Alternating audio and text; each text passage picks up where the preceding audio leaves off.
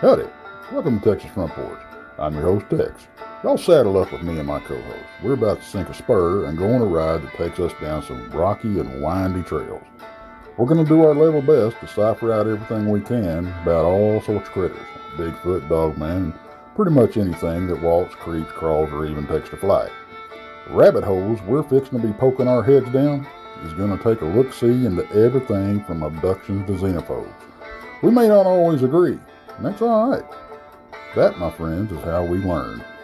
We will be conversating with a whole lot of interesting folks here on the old porch, and y'all are welcome to chime in. Just keep a civil tongue, and it will go as smooth as a fine whiskey. Y'all can find us over yonder on the Facebook, TikTok, Reddit, Rumble, or you can email us at paracryptidencounters@gmail.com, or if you're feeling real neighborly, shoot us a text, 972-559-0988. Enjoy the show, folks.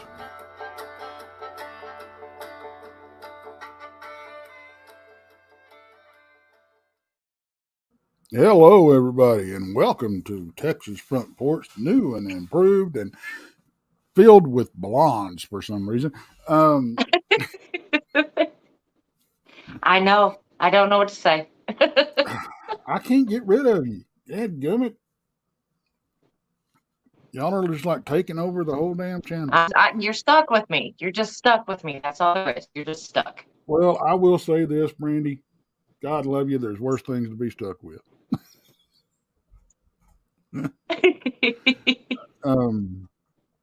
Y'all, of course, Brandy, not only brings the braids and the beauty and the brains, but dadgummit, she brings the gremlins with her from time to time, and they are giving her a little hell today. So y'all bear with us. Yeah, just a little. Interesting little story. A lot of people that have storms move through and it'll jack up stuff at the house. Y'all had it jack up the cell tower. Yeah. In your area. Yeah.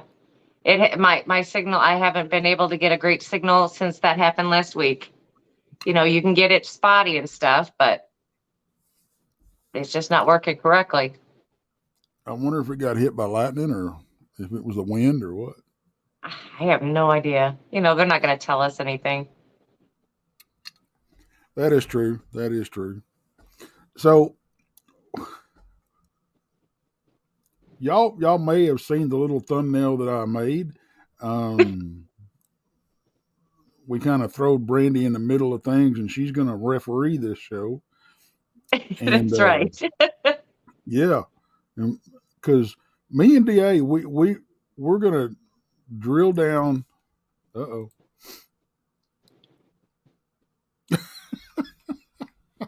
Da, stop it. I got to keep a straight face. He's sending me stuff in private chat. But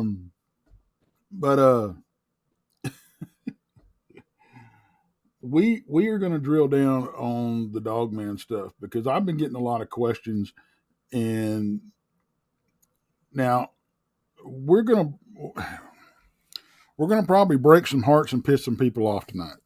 But you know what? We're allowed to our opinions just like y'all are allowed to yours. So, if you get pissed off at us, if you don't like what we're saying, or if you love what we're saying, leave us a comment after the show. Chew us out. Give us hell. We don't mind. I love it. So let's we'll get still him up. love you tomorrow. Right? I'm still a hugger. It don't matter. So let me get old DA up here now, and I got to apologize to DA too because that picture that I used for the thumbnail. Let me tell y'all a little story on that one. I found that picture of him in that cowboy hat, and I sent it out to a group text on everybody on my team. Now, the first text I get back is from Brandy. And it says, well, we were all young one time at some point. My next text was, well, that's D.A. Roberts. And I get back, holy cow. I'm like, twins. We've got twins. Couple of bald, grouchy old farts. Yep.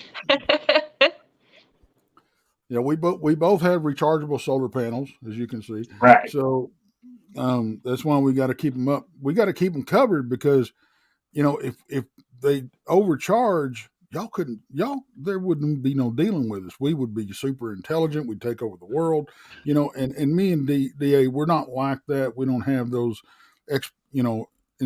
expectations to rule the world. We're perfectly happy with just ruling our own little bubble. So we're like Pinky and the Brain. If we ever got together, God help us. But I just try to avoid sunburning a bald head. Because you ain't ever had peeling sunburn on a bald head, you ain't lived. I know. I tell you what, I went fishing down on the Brazos River one time, and I run off and forgot my damn hat. How I did that, I don't know.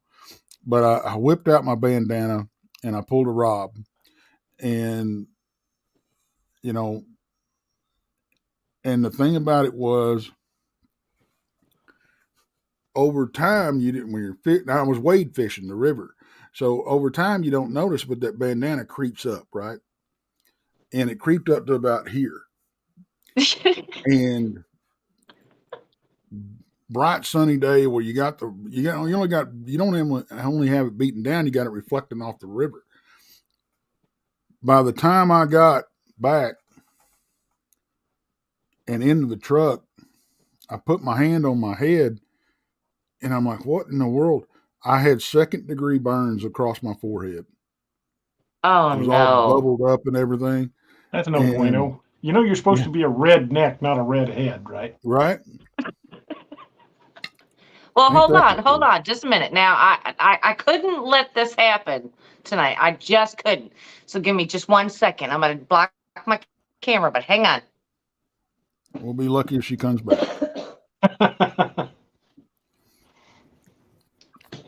There we go.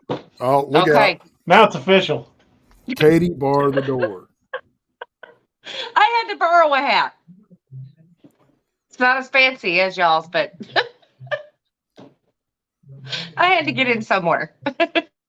Hey, welcome to the club. Yep. You're not quite there yet. You still got a full head of hair. Yeah. You're way ahead of the two of us. Right. Well, I'll tell you what, if she loses her braids, I just, I said, I can't. These guys are going to have their hats on. All I wear is ball caps. I can't. So this is my very bad hat. Well, like I said, if she loses her braids and grows a beard, we're going to have to rename the show. But text and little text.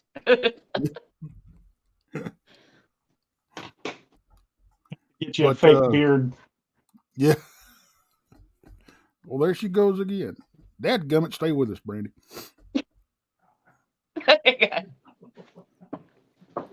Randy Gilbert says he's got a hat for you, Brandy. Yeah, I need some new ones. I think it does look good on you. I don't think. Yeah, I need some new ball caps, cowboy hats. I need some new hats. Well, I told you I'm going to hook it's you just up. That I had to borrow that one, and it's so big, it's just flopping on my head. I thought, well, I'm going. You send me your hat size. But I had to feel like I belonged for just a second. One of them big wide brim ones that Texas got. I like those. You can get this at Cavender's. Only two people I've ever seen wear them in recent history is Tex and Cowboy Kent Rollins. I got to where I really like. I used to wear what we called back in the day a popsicle crease, which is your standard crease on top of the crown of a hat, right? But I got into wearing this now it's called a Gus crease nowadays, but back in the day before Gus and Lonesome Dove, yeah, we called that a shotgun crease. And so that's what I got into wearing. It's a shot or a Gus crease. And But Great movie, by the way. oh, one of the best out there, man. But I'm gonna hook Brandy up in Alabama. Speaking of Alabama, Brandy, why don't you give us a rundown real quick? Because we didn't do that before we brought DA up. So I'm gonna make him sit through this. No Yeah, he's problem. got to sit through it now. Well, everybody knows at 6:30 p.m. on Mondays, you can catch me in Tex on Texas Front Porch. But starting on May 1st, you're going to be able to catch us at 7:30. We're going to start an hour later, so don't forget that on May 1st. On Tuesdays at 7 p.m., Van Buren Variety. That's at, like I said, 7 p.m. Central. At 8 p.m., it's Beyond BMR. On Wednesday, Jason McLean questions everything at 8 p.m. Central. Thursdays at 12 p.m. Central. You can catch Bigfoot Michigan Rob again on Brunch with Bigfoot Michigan Rob, and Krista comes on that one too, so you get to catch them both. On Thursday nights, you can watch Blondes and Booze at 8 p.m. Central. And if you can't get enough of Blondes and Booze on Thursdays, you can catch us again on Fridays at 8 p.m. Central with Blondes, Booze, and the Woo. And on Saturdays at 2 p.m. Central, Tex should be dropping his new Infamous Minds with Danielle Diva. Or are we going live? This is where I don't know. You got me lost here. Well, no, we recorded the new show today. All right. Because you kind of left me hanging, when I was watching the show last weekend. You said, well, we don't know. And I'm like, well, I got to know.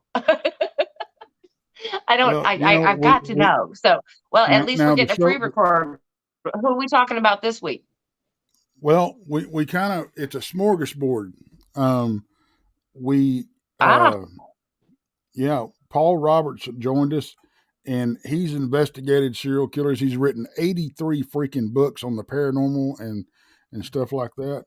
And he was actually awesome.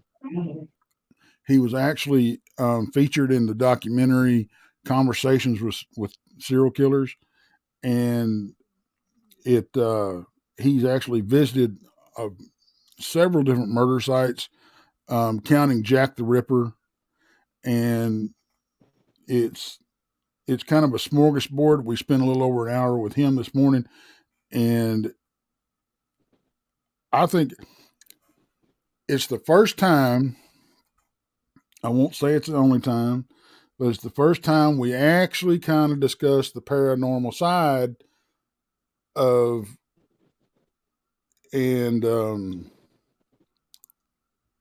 what he picked up when he investigated these murder sites and stuff. So you'll get to hear that, and there's some very interesting stuff that he picked up, very strange stuff. Oh goodness! Wow. Yeah, and we shared some information with me on some people that I didn't have any clue about. So it was a really great show. He turned us on to another guest, which we're going to be having, and we're not going to have guests every week, but every once in a while we're going to bring one in. So y'all look forward to that Saturday at 2 p.m. Central. All right. Sounds good. I'm excited for the next one. We have the Alabama Bigfoot Conference coming up June 9th and 10th, right outside of Oxford. Dadgummit, I can't remember the name of the town now. Anniston. Anniston. And I'm speaking, and it may be a Bigfoot conference, but guess what nasty I'm going to be talking about? I'm going to bring a little Dogman into the mix.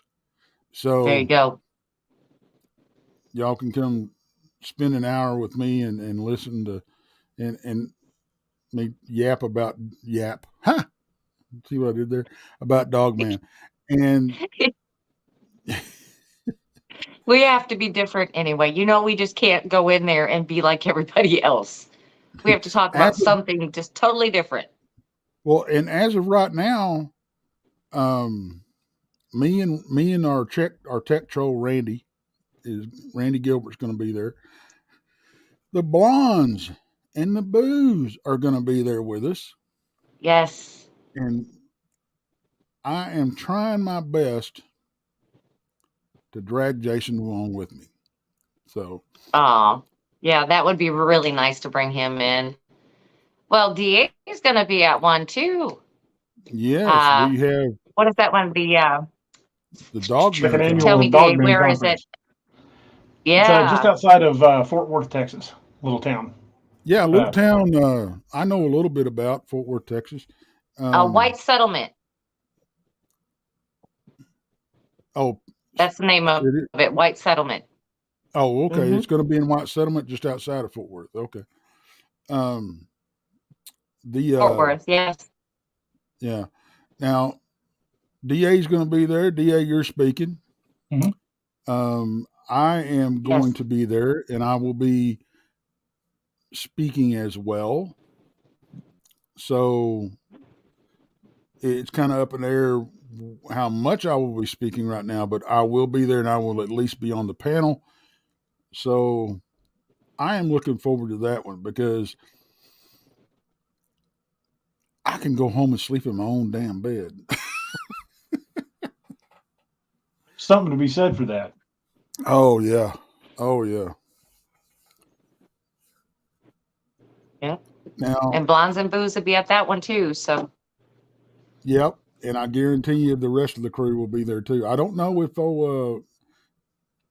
Bigfoot Michigan Rob is going to make any of these conferences. I don't know yet. Hopefully. He made the last Alabama conference. I'd like to see him down here in Fort Worth. Because I got to tell you, folks, I can get you in all kinds of trouble in Fort Worth, Texas. So it is I'm going to post the link for the Eventbrite to buy tickets for the Dogman conference. Awesome.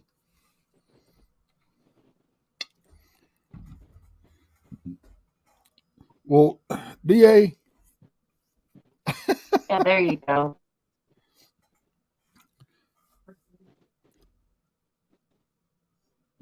We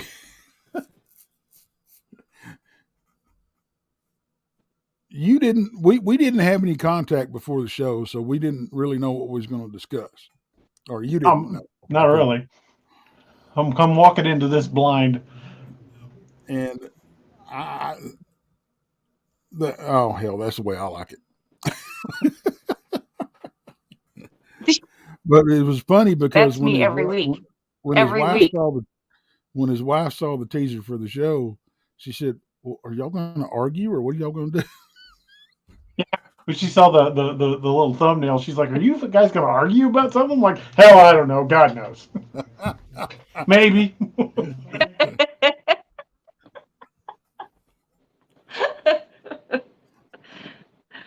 Oh no. Okay, so these are the rules. Anything out of bounds, you get the bell. That means you can't say that. And then if you get really out of control, I'm going to give you the boot. There we go. No punching below the belt. That's the rules. Queensberry rules. And you got to watch out, Tex, because I'm below you over here, so I can punch below the belt without even going on camera. Hey, I can change that up real quick.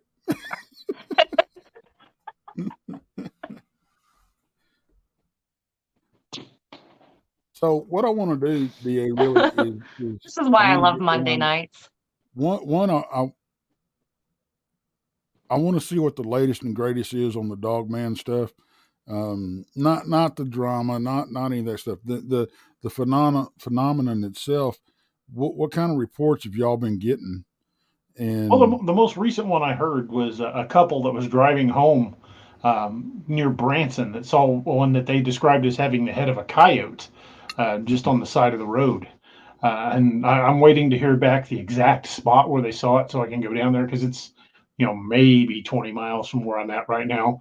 Right. So, we plan on going down there and hitting that. But what I've been paying a lot of attention to lately is we seem to be getting an inordinate number of dog attacks. And kind of like the one that happened last year here in Missouri with the Amazon driver. Right. They claimed it was a dog attack, and then you never heard anything more about it. They wouldn't release the details of the necropsy on the dogs because they did kill the dogs at the scene. It was never released whether or not the dogs actually had any human tissue or even blood on them. That was never released. The results of the autopsy were never released. They just kind of waited for that to go away. And if you tried to do a Freedom of Information Act, it's still considered an open case, even though they said it was the dogs. And you can't Freedom of Information Act open cases. Well, see, and that's the same issue we have with that attack in Oklahoma, up in Brown Springs, that happened back in the 90s. They still have that listed as an open investigation. We can't get any information on that. And if it was just an animal attack, or even if they knew who did it, it wouldn't be listed as an open case. That seems to be the norm anymore. Is they just stick it in a drawer as a cold case and never close the case, even though like in the two people that were killed in Crook County, Tennessee, both of those are still listed as open. Yeah, I think that's a loophole that they found, and they use it a lot. Yeah. Well, that old boy that I think I told you about, that old boy that got killed in Lipan, Texas. I guess it's going on a year and a half, 2 years ago. He went missing. They found him with his throat ripped out, and the two law enforcement entities actually disagreed on the cause of death. Mm-hmm. And they closed that case and cremated the body. Well, little tough to exhume a body for a secondary autopsy when they cremate the evidence. Yep. I mean, to me, it's and maybe this is just my conspiracy side. I don't know, but it certainly seems to me like anybody with any common sense could see that they're trying to cover their tracks, as it were, on a lot of this stuff. I got a report of a white dog man down here just outside of Fort Worth not too long ago. And, I think everybody makes they go, oh, a white dog man. But if these things have a breeding population, and that's going to happen from time to time. Yeah, you're going to get a melanistic one. I mean, I've seen albino possums, and those are pretty rare. I've seen albino deer. I almost shot one year and just didn't have the heart to. Right. I let it go. I wasn't really looking for doe anyway, so I it was just a decent sized doe, and I had buck fever, so I let that one go. But I have seen albinos in the wild. I mean, it does happen. It does. And I mean, albino people, albino wolves, everything, rhinos. So is it unusual and uncommon? Yes, it is, but it does happen. I would think that I think the albino, and we've heard of white Bigfoot too, I mean, not necessarily the Yeti, but albino, white Bigfoot over here in the North American, continent. There's a report not too far from here down in War Eagle State Park in Arkansas of a white gugwing. Allegedly chased two people on horseback out of the park. Wow. And see, I think those are the ones that the reason I think they hide or try to hide a little bit better, because I think they know that they don't have the natural camouflage that the other ones do. Right. I mean, if these critters are half as intelligent as we give them credit to be, why wouldn't they recognize that fact? Right, exactly. Unless they're colorblind. I mean, yeah. Which they say dogs are colorblind. I guess they I don't know if gorillas are colorblind or if they have limited color vision. That's something I'd have to look into on that. I never really thought about it. But if dogs are colorblind and wolves are colorblind, I would say it's only logical to think that Dogman probably is as well. You know what, and folks, I'm highlighting your questions, so we're not ignoring them. We will get to them in the second half of the show. So, but try to make sure if you have any questions or comments, you put them in all caps so I don't miss them, because I've been known to do that. There was a sighting in South Carolina the same time Robbie Raines had his of a white Bigfoot just a few miles from where he had his sighting, although the one he saw was dark colored.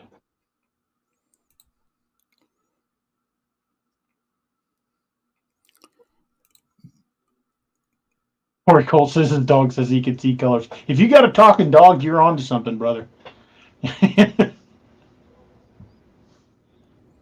You know what? That is. We need to hook up. I want to be your agent. No kidding. I'll put the dog on the show. Yeah, no doubt, right? So,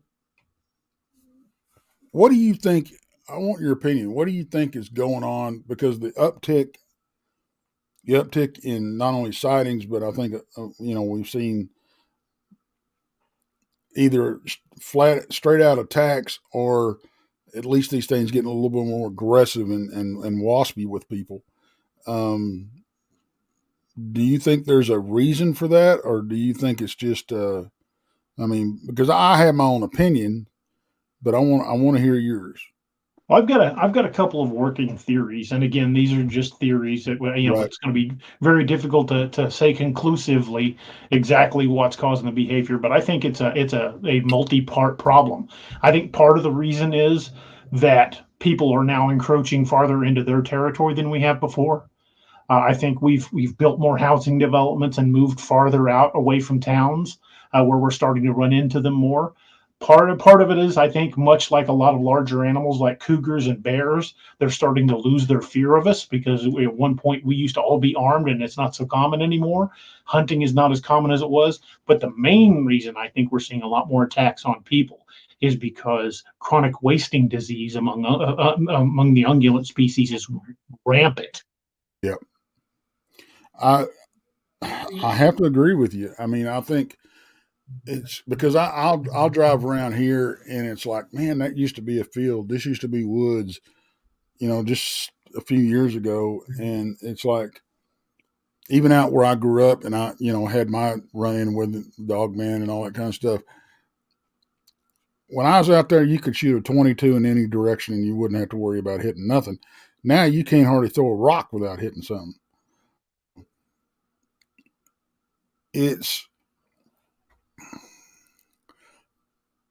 I think it's putting a damper on their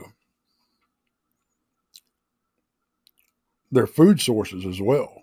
Mm-hmm. Because I mean the game moves on and then these things, Bigfoot and Dogman, they have to follow the game. Mm-hmm. Otherwise they're not going to eat. And I think when we have them pushed out or we push in,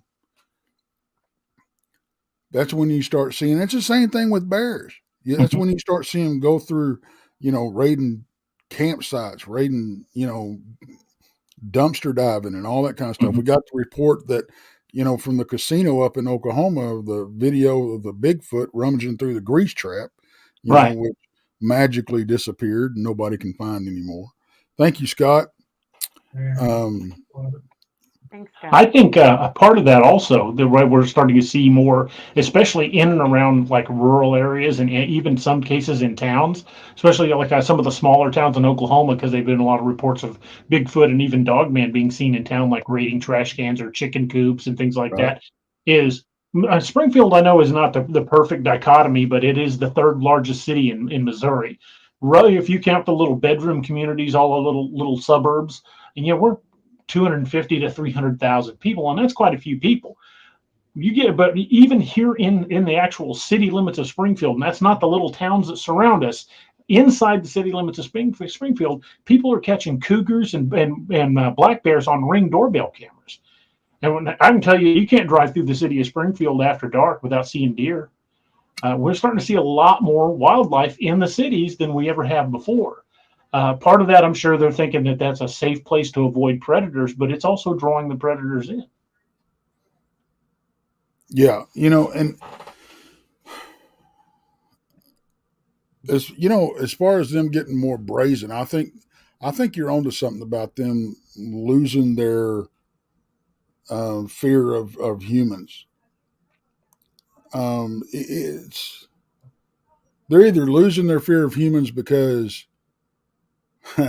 they know something we don't, which is very possible, or it's just like anything else. When they're around us more and everything, they just naturally lose the fear when they figure out that if they don't, what if those two-legged apes don't, hairless apes don't have those boomsticks, they really can't do much to us. Yeah. Because a lot and of we're people, a lot easier to catch than a deer that runs 40 miles an hour. Yeah, no kidding, right? I mean, we are slow. Don't you remember, Tex? All I said is I have to run faster than you. That's it. Well, and that's not going to be a Always problem. go squatching with somebody you can outrun. Yes. I guarantee you that will not be an issue. You might outrun me, but you'll find what's left of me in a pile of brass. Yeah, Right? exactly. Exactly. I'm going to leave him some croutons on the way out. I'm going to be the spiciest meal it's had in a while. Yeah. And I know a lot of people think these things can't be killed or they're really very, very hard to kill. And I think they are very, very hard to kill. But that doesn't mean that when we pop around in their butt that it don't sting. Well, any predator, and Tex, you've hunted as much as I have, probably more. But anytime a predator goes after prey, they do that risk versus reward analysis in their head. The most amount of reward for the least amount of effort. Because if a predator gets wounded during a hunt, it might not recover. It's not like it can just pop down to the urgent care and get its wounds bandaged up. An infection in a big predator is a death sentence. Yeah, and that's why you see so much. And I've touched on this before. Normal animals, that's why they bluff so much, and that's why they back down. They don't get you very rarely see two male of the same species get into an actual fight because they can't risk. The risk is way too high for them. Exactly. And even what would normally under most circumstances be considered a minor cut can turn septic and kill a large predator.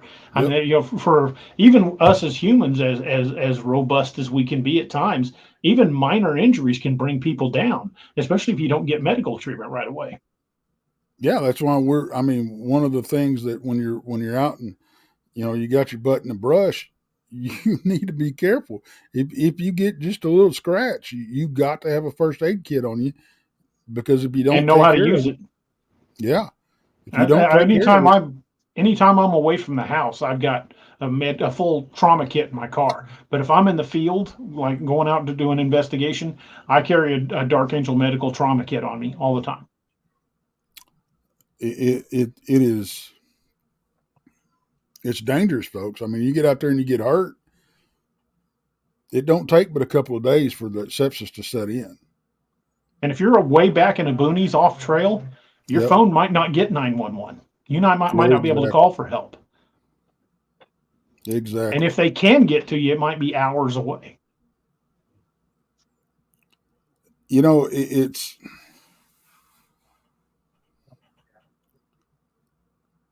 very,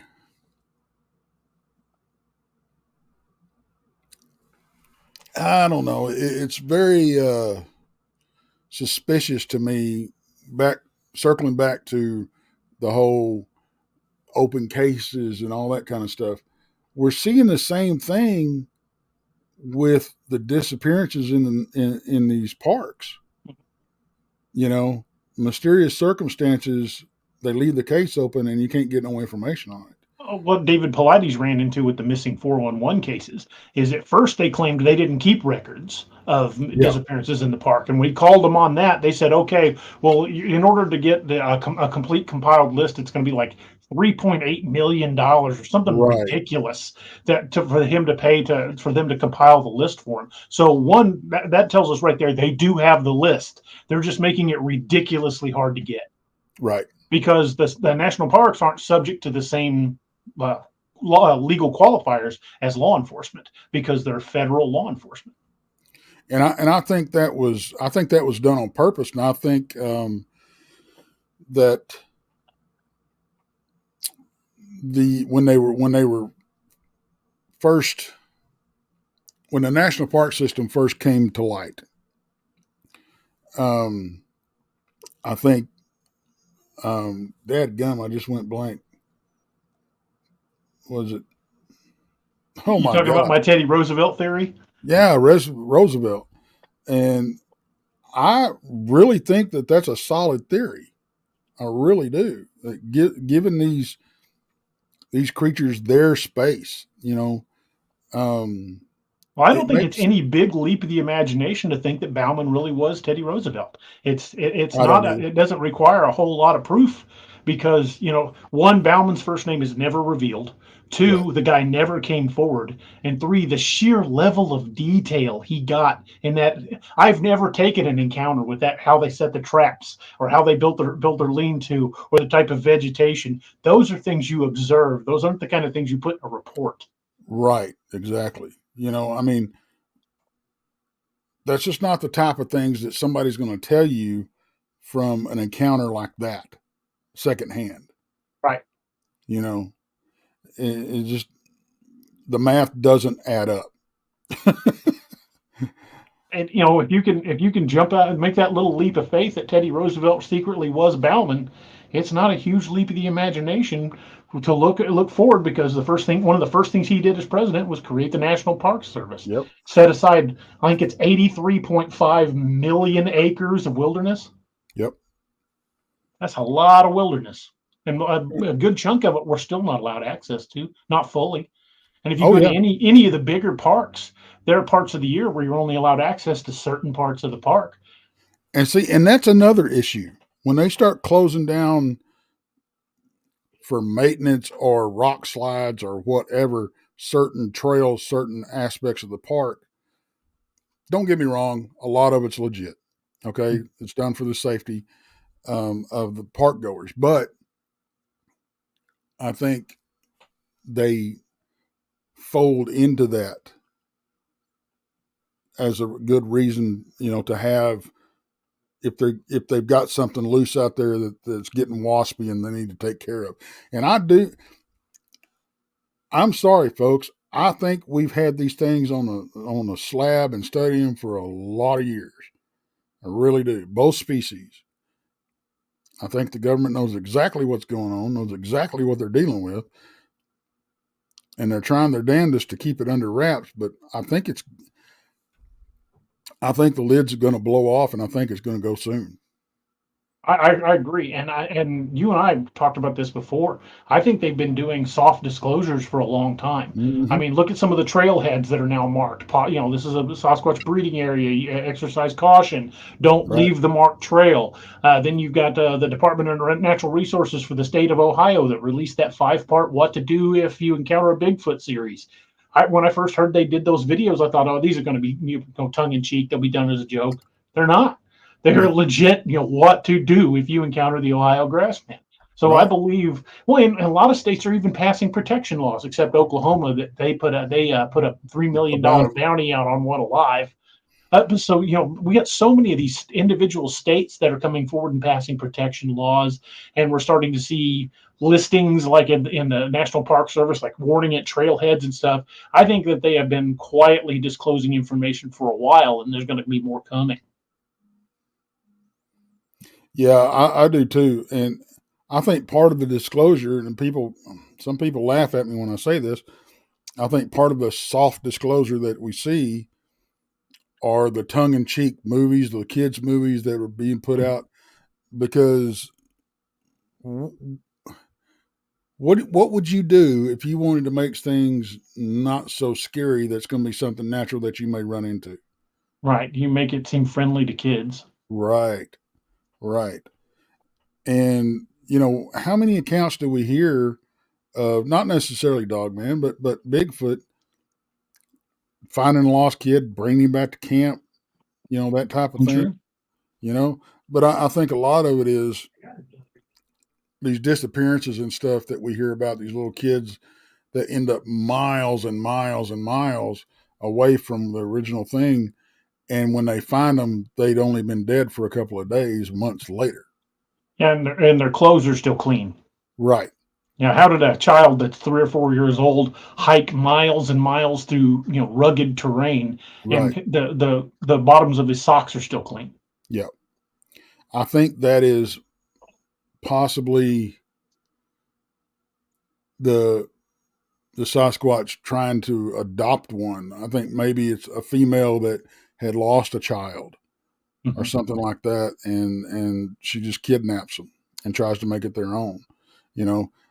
And unfortunately, we are not equipped to handle the elements like they are. Right. We saw that same thing with what was the Sasquatch they caught in Russia and used? Zana. Zana.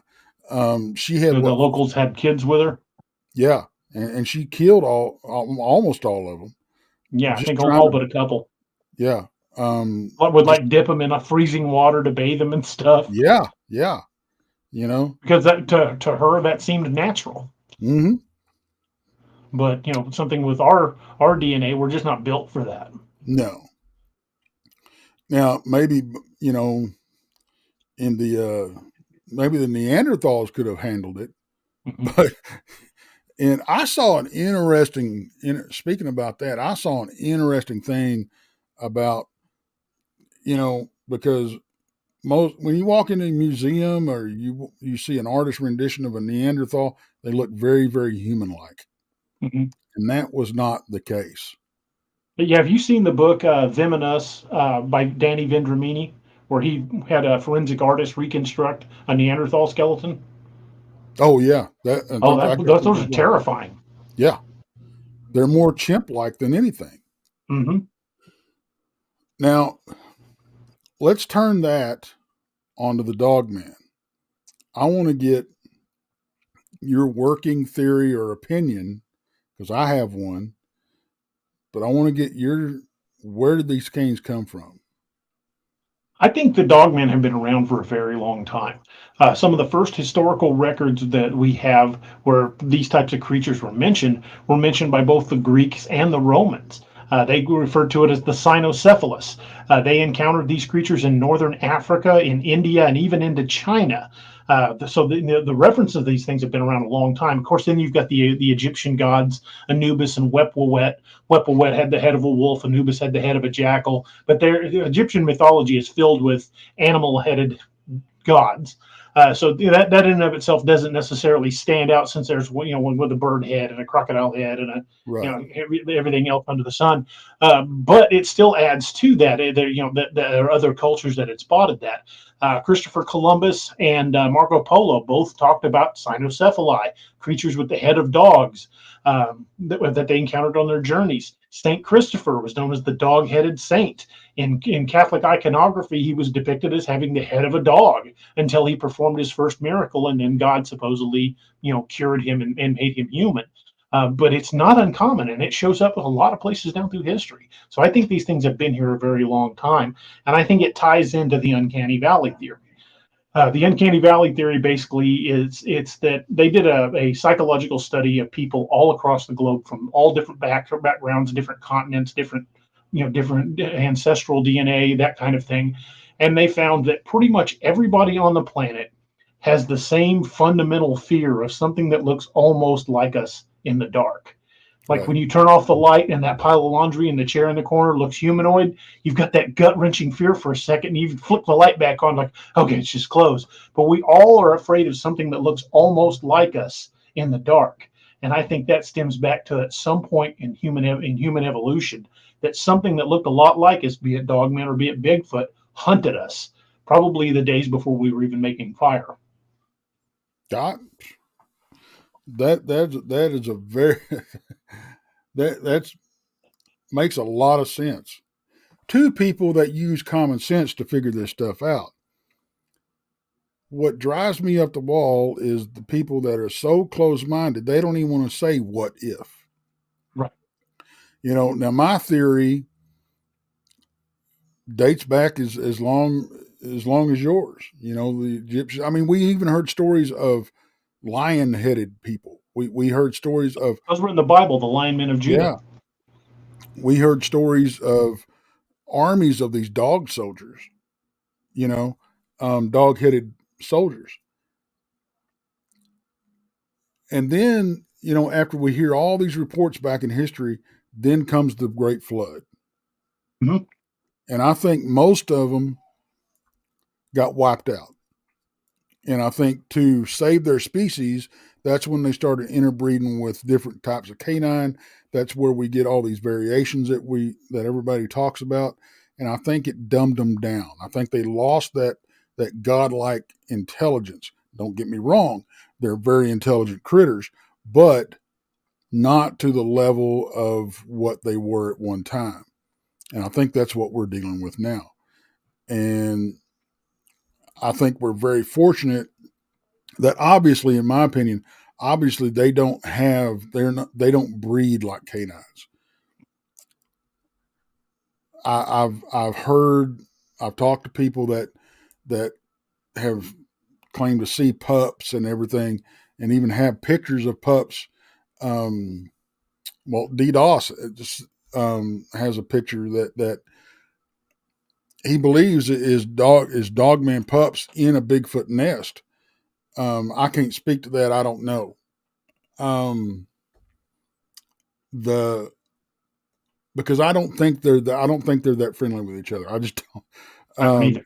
I think they tolerate each other. I think when it comes down to competing for resources, they can and will kill each other. Oh yeah, but I think there's a story among the Choctaw that they fought a big war over territory. Mm-hmm. But I think that goes right back to what we were talking about earlier, the risk and reward factor for a predator. You know, they're going to walk big circles around each other so they don't have to fight. Right. And they may even have some kind of agreement. I don't know, because we don't know if these things can communicate with each other, much less us. Because, and I'm not saying that people that have these experiences communicating with these creatures aren't experiencing something. I'm just not convinced that it's what they think it is, and it's more it's more of a concern to me than anything else, because I'm worried about what it could be that they are communicating with, and that goes into the whole spiritual aspect of things. Well, just because you're in the presence of one, don't mean you can't be in the presence of another. I mean, when I was in LBL, the north part of LBL, not only is that area legendary for Dogman activity, they're old, dating back to the 1700s graveyards all over North LBL, and there's some really, really creepy places there that you don't see or hear any animals, but you are absolutely creeped out. So let me ask you this. We get a lot of reports of these critters being seen around graveyards. Mm-hmm. Why do you think that is? I have a theory. But if you trace the cynocephali back to Anubis or Wepawet, both of them were considered guardians and protectors of the underworld.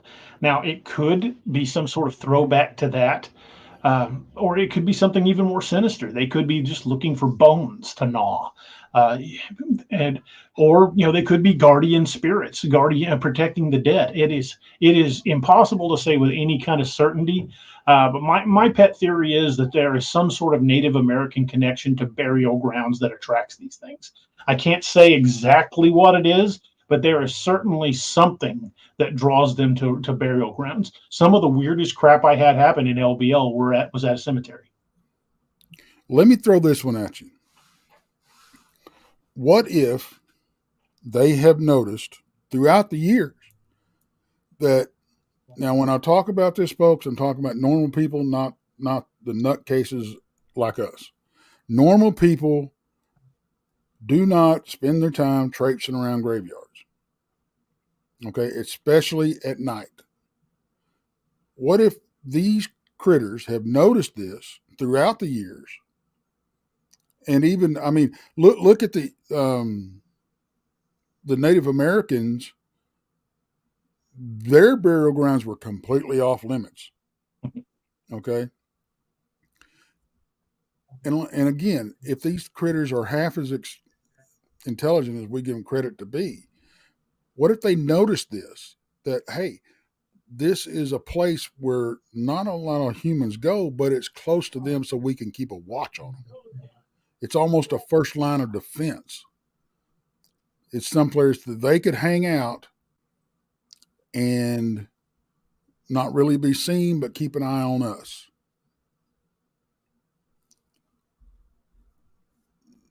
Well, it could be something along those lines. I mean, like I said, we can't really say with any degree of certainty. That's I true. think there's just something about death that attracts them. Um, if you've got how if you've got an animal that's about to die in the woods, the predators seem to know that from a distance. Yep. A dying rabbit. I've used predator calls many times, and you always get a response. It may not be a response you want, but you will always get a response from a predator call.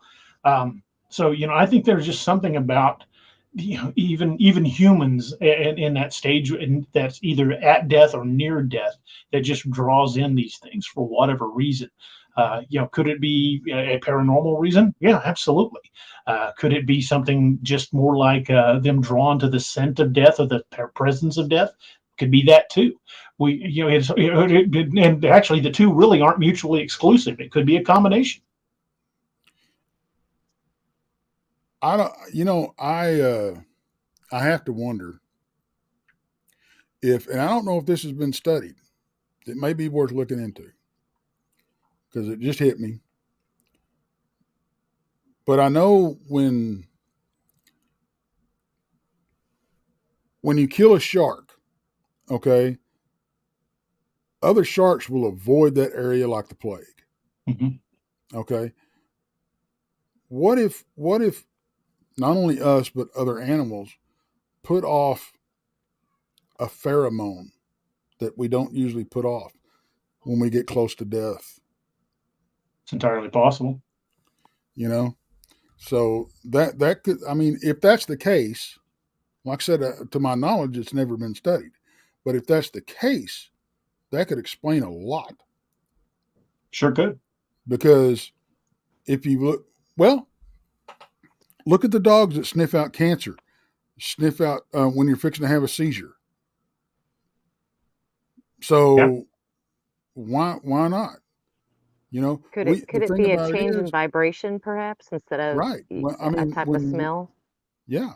When we get close to death, we may not even know we're close to death, but they can sense it. They can either smell it or sense it. So I don't know. To me, that makes a lot of sense. Well, I wouldn't argue with you about it. I wouldn't say, oh no, that couldn't be it, because we don't know. No, We always tell people on our show all the time, there are no experts in this field. right. What we have is theory, and if we don't put theories out there and then put that to the test, we're not really expanding our knowledge of this field at all. So we've got to explore other theories. We've got to look at every possibility, because until you've examined it and eliminated it, you can't really move on to the next thing. We're just keep casting our net ever wider and wider. What we need to do is based on like observed behavior and commonalities in reports, we can start identifying common behaviors, and that's how we start locking in on predictable patterns of behavior and things like that. But as long as we're just going, no, I don't believe in that type of a report, like people that refuse to accept anything with the woo, those, they're missing out on what could be valuable information. Mm-hmm. Now, granted, me and the guys over at DAX Machina, we're most of us are ex-cops, so we're looking for physical evidence. And I'm not saying we're ruling anything else out. We're looking for a way to physically explain why some of these phenomena are happening. And when we can't, then we'll go to the next level. But until then, we try to look for ways to physically explain. I mean, it's like as a cop. I mean, I wouldn't go to a crime scene and find somebody dead in their house and the doors were all locked and the windows were locked and go, yep, demons. Yeah. Right. I've been out of a job pretty fast. And that's kind of what I want to touch on next with your experiences as law enforcement and stuff, and how to approach these kind of things. Well, Tex, can I stop you right there though? I got on just in time and a stable connection and everything, just to tell you it's break time. Randy said he was going to start throwing stuff. Well, that's what I was leading up to. And I noticed the clock. I actually did, but so we are going to take a 5-minute break, and Randy can figure it out later. That's his job. I'm glad I don't live close to him. He can't throw stuff at me. Next time I take him out for drinks, he's going to hit me. I'm sure. But we will be back in 5 minutes, folks. So don't leave, because I want to get into some investigation stuff and the way DA handles it out in the field. We'll talk to you in 5 minutes.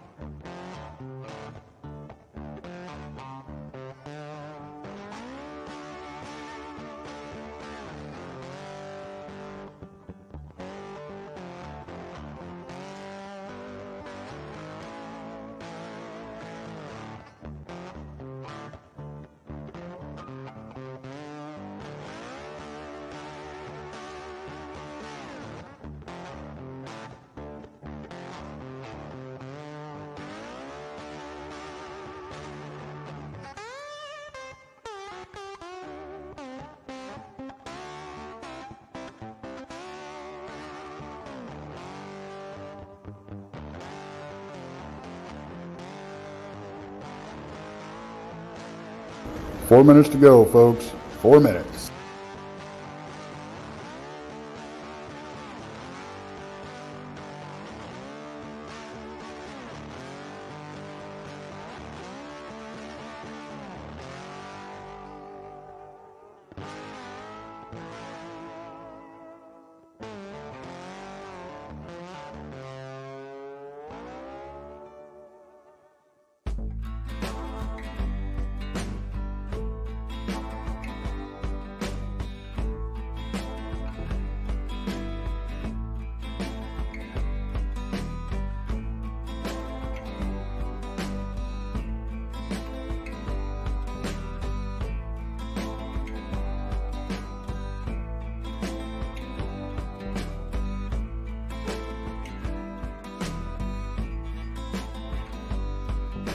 Three minutes. We're almost there.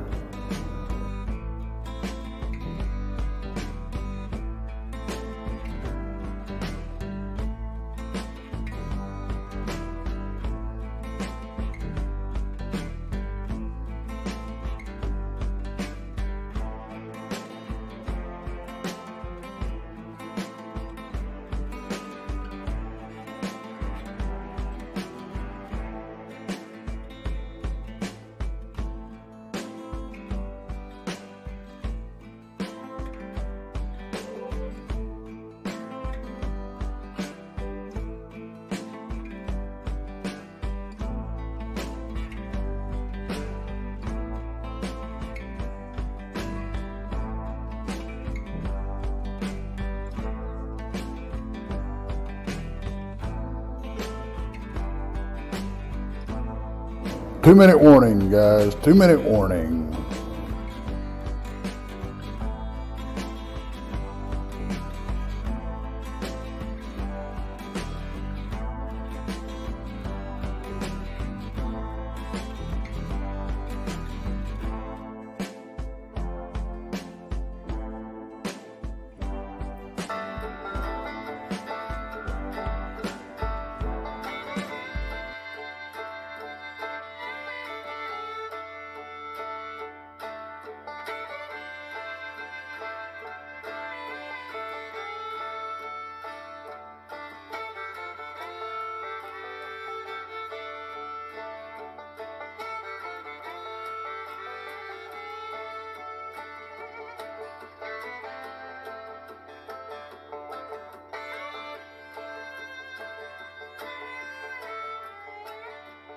1 minute. 1 minute.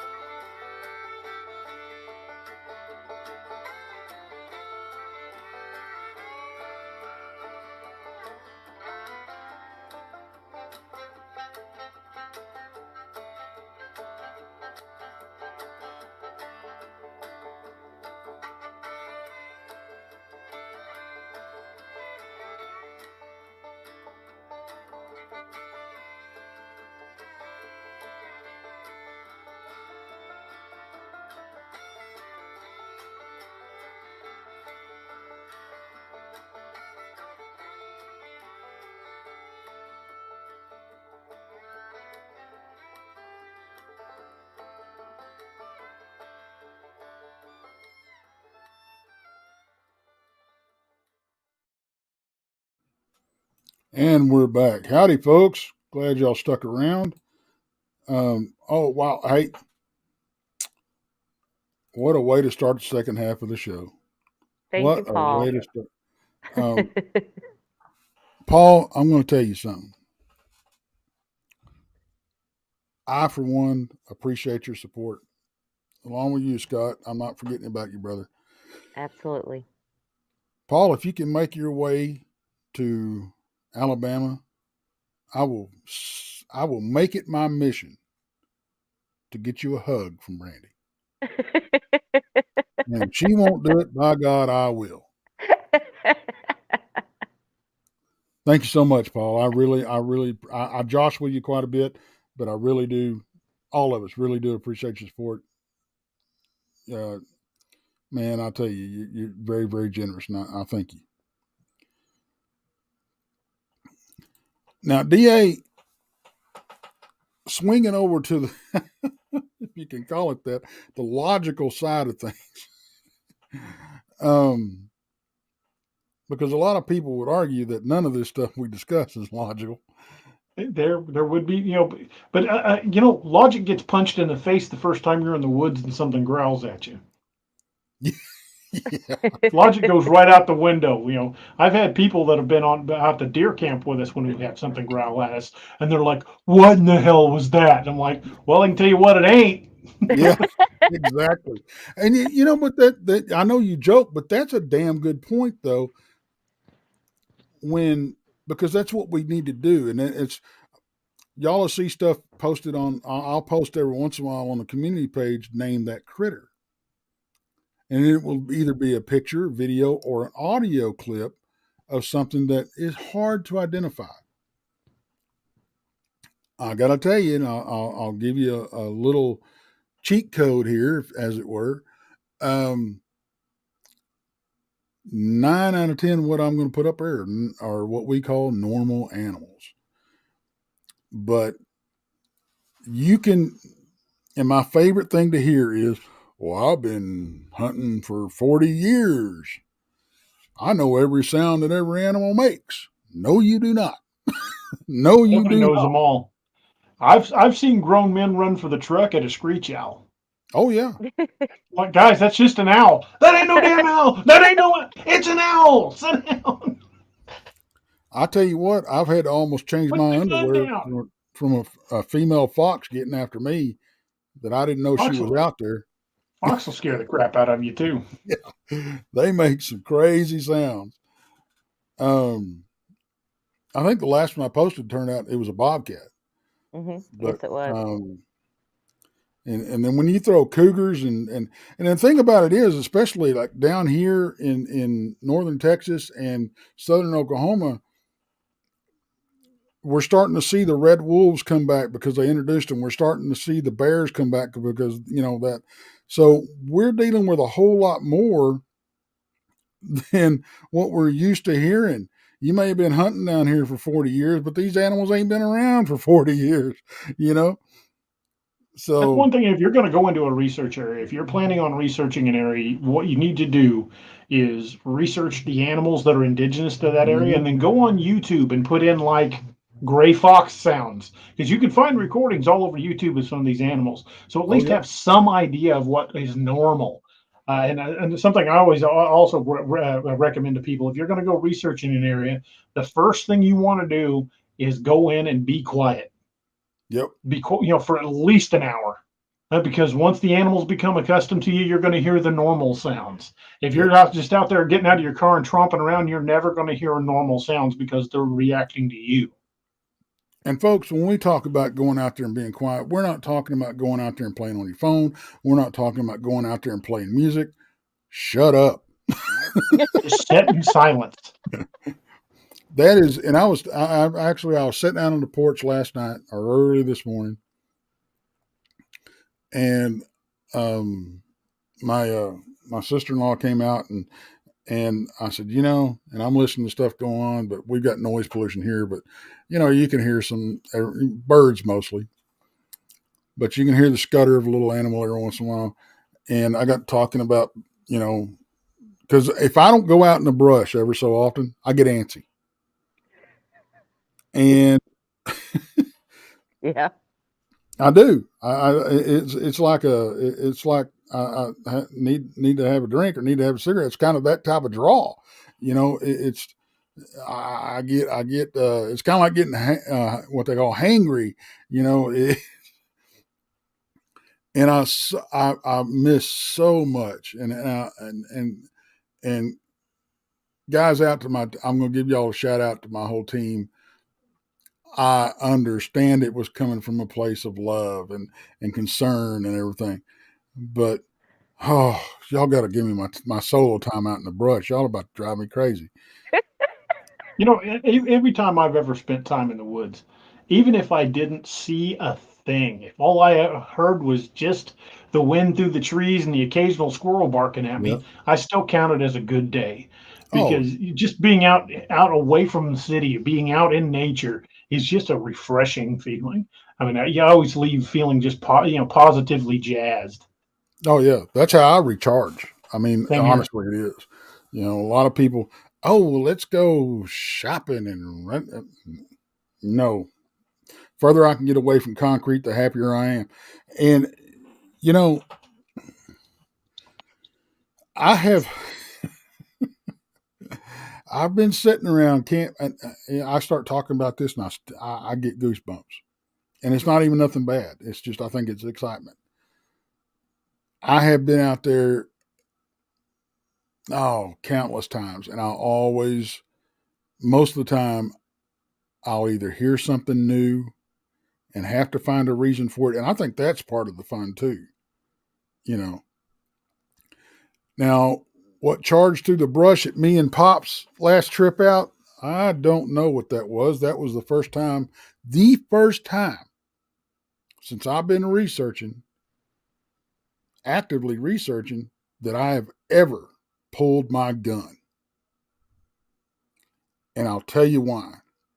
Because whatever was coming through that brush sounded almost exactly like the second time I encountered the Dogman. And I didn't know if I was going to piss him off, but he was going to at least know. He was going to know I was there. I'll guarantee you that. But whatever it was, came down through that gully, off the side of it, and then tore through the brush about 50 yards downstream or upstream from camp. And I mean, it was because Pops was up, had his back to me, and I was sitting at the campfire. And when this thing tore through the brush, he thought it was me rooting stuff around camp, making a lot of noise. And my pistol was in my truck. I don't actively have my pistol on me all the time. I don't feel the need. But I grabbed his shotgun that was leaning next to his chair until he got over there, gave him the shotgun, grabbed my pistol, and we went trying to find out what it was. Of course, we couldn't. I do know the next morning the only tracks that we could find were about a 3.5, almost 4-inch canine print, and that's all I'm going to say. I don't know what it was. It was a canine print, but it was about 15 feet from about 15 feet from the campfire at the edge of that gully. Something, I don't know what it was. I'm not going to jump to Dogman, but something was standing there watching us. And the next night, when Big Texas showed up and our buddy Keith showed up, we found a huge, greasy handprint on the top of Nick's car that was right there where that parked right there where we found the paw print. And you could see where we were going around the car and we were taking our little leaks, right? You could see our little leak stains. And then right in the middle of that was a leak stain. I'll put it that way. That sounds like a good term. I kid you not, almost 3 foot across. Something with a very large bladder. Yes, and it looked like something with a big greasy hand, not a paw, had been leaning against Nick's car and just let it go right there, watching us over the top of the vehicle at the campfire. We lifted that handprint. Nick's got it. So, was there a smell to the urine? No. Really? Yeah. But I will say this. Nobody said anything about being a smell because I wouldn't have noticed it because I can't smell. Okay. So there is that. And unfortunately, and I want to say, I've been doing this stuff for years, and you like to think you're prepared for whatever's going to come up. You're not. I don't care how long you've been doing it, because we didn't take samples. All we did was lift the damn print, but we did discuss it, and we thought, well, we've probably contaminated whatever's there anyway. So yeah, if it comes back with human DNA, well, yeah, but I don't even know if you can get DNA from urine, to be honest with you. But I think they can identify species from it. But like I said, we'd already been leaking there too, so I don't know if it'd have made any difference. But we did pull the print, and of course that's the trip before is when we got all those handprints on my truck and Ranger X's truck. That and then I found out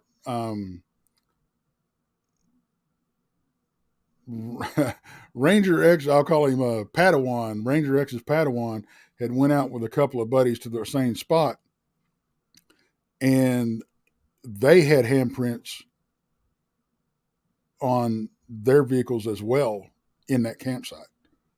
Now, well, yeah, and so the pictures are impressive, though.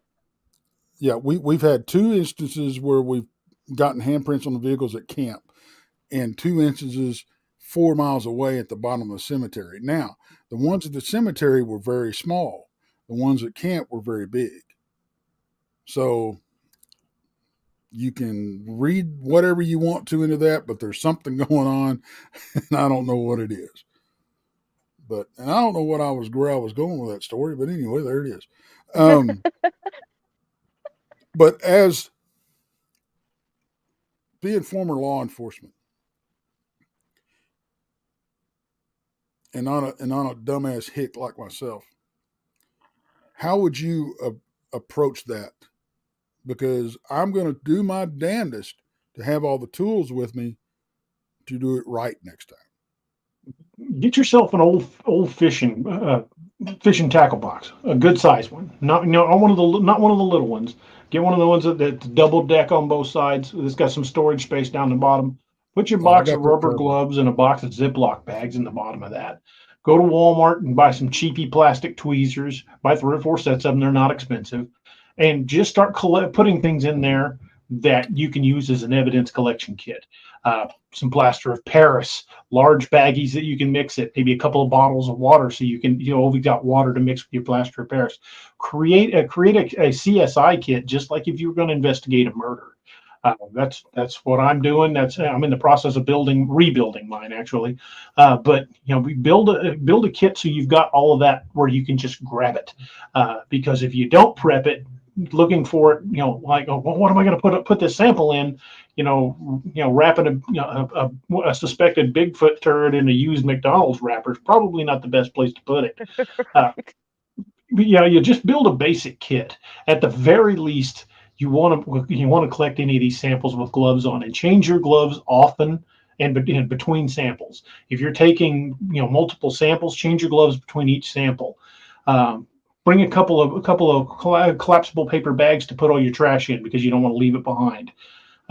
But just document everything, and remember, even if you're using a camera on your cell phone, digital images are free. Take as many images as you can possibly take of something. Especially if you've got a track, put something like a quarter, or if you've got a ruler or a tape measure, something for scale in the image, and then take pictures of the track or the evidence where it sets from multiple angles and heights. Because not only does that help us determine perspective, but you can also, and if Robbie was still in the chat, he went to bed. But if Robbie was still running, he could tell you from a tracking standpoint, where you're at in relation to the track will change how that track appears. If from directly above a track, you're not going to really see the depth of that track. You're going to need, from oblique angles, you're going to need them from front and back sides. So take multiple pictures. You can always delete them later if the pictures don't turn out to be any good.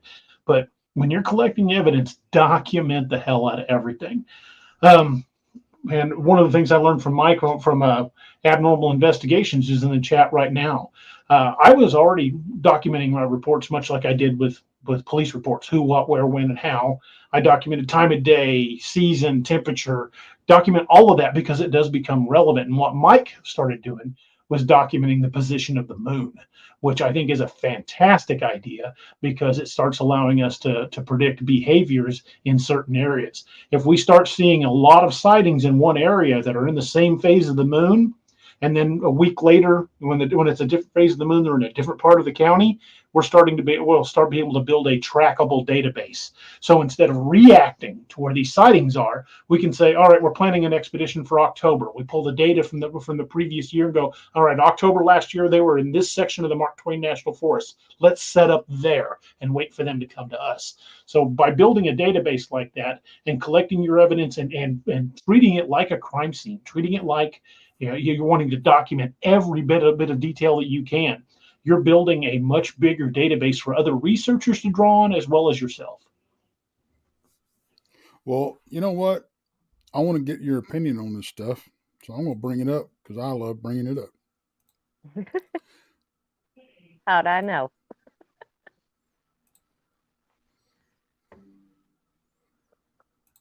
Mike A said, great pointers. Also steady yourself while taking a video. Yeah, if you've got a tripod, steady your camera on a tripod. Because a shaky cam, well, we've all seen shaky cam footage. Shaky cams don't do anything. They're really hard to stabilize. They're hard to tell any detail. You want if you're going to shoot video, you want it as stable as possible. Yeah, that's why I use a gimbal. It just stabilizes my phone, and it's small, it's handheld, and it works great. I've got a gimbal. I'm going to get a better one. I've got a 2-axis. I want to get a 3-axis gimbal. Oh yeah, you'll see the difference. Yes, you will.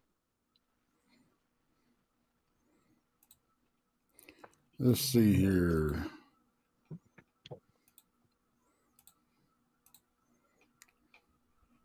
Maggie M10 says her tripod is heavy. Let me grab something for you, Maggie.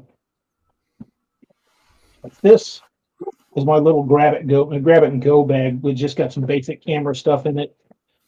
That's my GoPro. Here's my little gimbal, and it's not an expensive one. I think I paid like $30 for this, but you can mount your camera in it and stabilize it, but you can also extend it and it becomes a small tripod, and you can get a tripod for basically a cell phone camera to shoot video with very cheap. They're You know, if I lost this in the field, I'm not going to be heartbroken. Right. Yeah, where Right. my gimbal, it just folds right up. It goes right in my backpack. It's So let's get your opinion on these things. Shoot.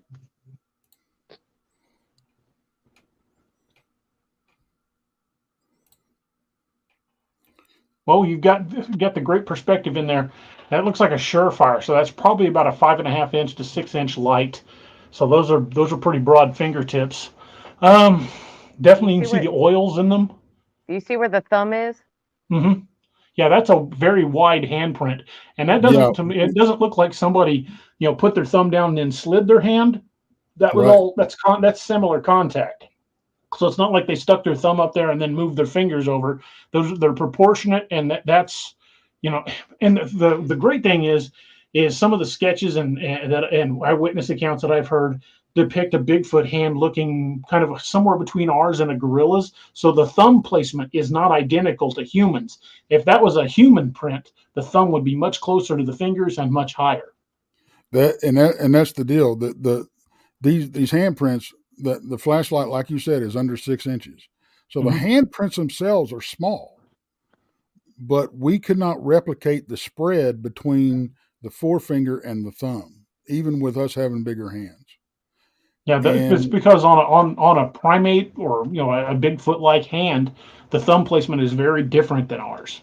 Now, if you look at a gorilla's hand, you can go to Google Images and look at gorilla's hand. While they do have an opposable thumb, it's in a very much different place than ours, and it also explains why a lot of people, when they describe Bigfoot throwing rocks at them, that it comes in at an arc. Very seldom does it come zipping straight in, because primates don't throw overhand like we do. Gorillas lob things.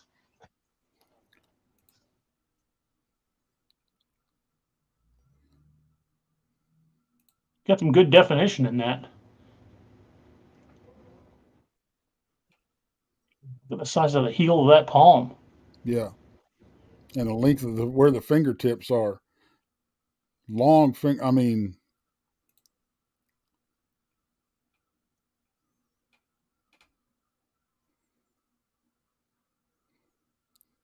you said you were able to lift that print? No, these are the first set of prints that happened. We lifted one. The one that we lifted is bigger than these. I don't have a picture of that one right now. See, now here is my favorite. Come on now. Where is it? Right there. There it is. And you see the hair in the print. Yeah. Because this is a hand and a forearm. And like you said, you can see the hair.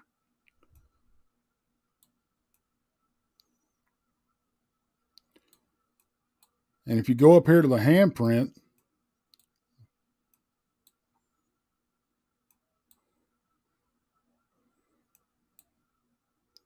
the fingerprint. Ooh, that's not a human print. Exactly. Because you've got loops and whorls in a human print. Those are straight across. That's not a human print. Yep. I mean, you can take a magnifying glass or even the zoom in feature on your phone and look at your own fingertips. We've got loops and whorls and little circles in our print. That is not a human fingertip.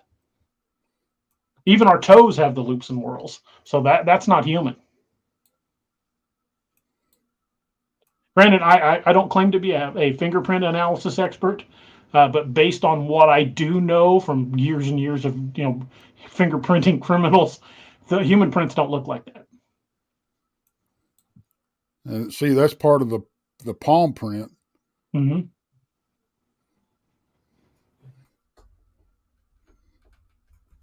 My mouse is acting up.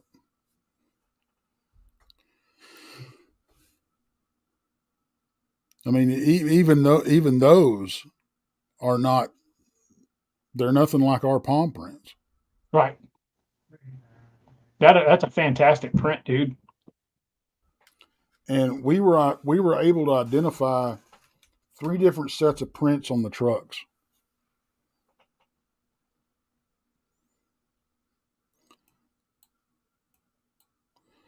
But yeah, very, very excited about that.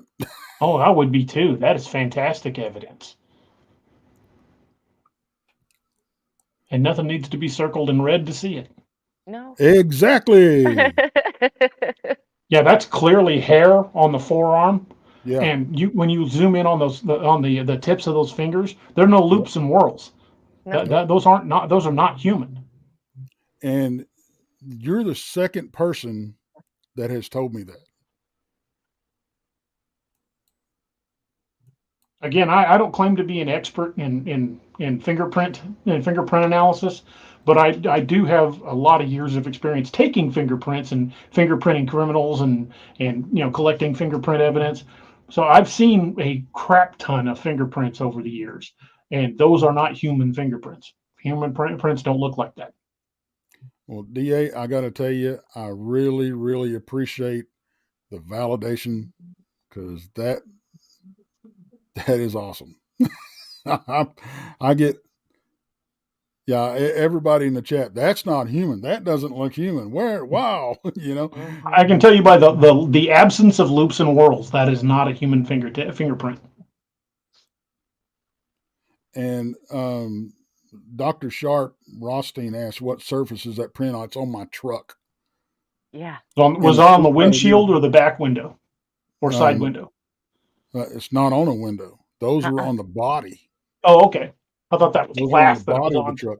And the thing about it is, you can see a lot of other handprints on the truck that, we had made. But the thing about it is, these prints are muddier than the truck. Yeah. And they're white, which is, the Caliche Road we were on and everything. And the spring runs under the road because we were parked right where the spring bubbles up. This is at the bottom of Brown Springs Cemetery is where it's at. And one good thing about that Caliche stuff is when that stuff starts powdering, you might as well be using fingerprint powder because that stuff is such a fine powder, it gets on everything. And there's the spring empties, goes under the road, empties out, and makes a swampy or area on the other side. So if these things were down in that swamp across the road, or at least walking through it, and then went through the Caliche, that would explain that.